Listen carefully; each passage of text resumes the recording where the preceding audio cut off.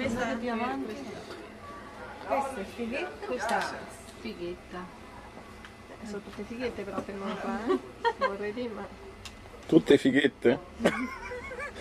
ma che state combinando? Giusto! Questo è Hanno indovinato!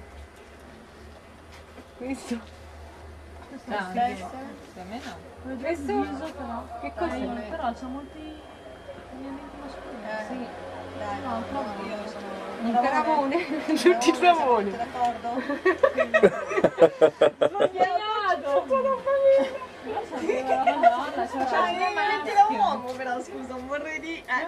però è una femmina. Oh, le scelgono apposta, Questo pure è un tramone, dai. Anche tu? Sì. Cristina? Giusto! La faccia da maschio. Oddio, questo sì. Questo mi sa che è quello che ci frega però, Noi diciamo tramone. Sbagliato! Hai visto? Credimi, ha sotto la bestia, in che senso? Sta sotto la testa deve essere il travone. Eh sì, no, è sbagliato, è tutta roba la bestia. La bestia. Ha sotto la bestia. Vabbè, adesso vedremo. La bestia. La bestia è anche femminile, la bestia femminile. Questa? Fighetta?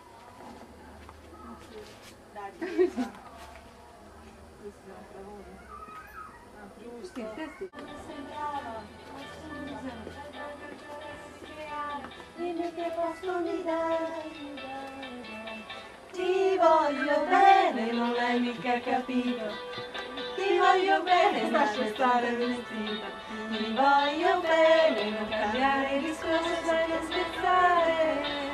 Ti voglio bene, smetti di giocare. Ti voglio bene, a questo punto ti devi andare. Ti voglio bene, mai scherzare. Chi c'era?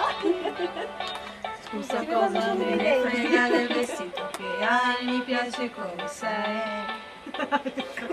Non mi devi trattare come tutti quei maschietti che intanto ti fai.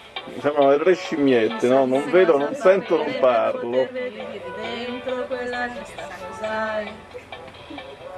Se mi stai bene, Ma le vedo, ma tu? che ti giuro non ti perdonerai.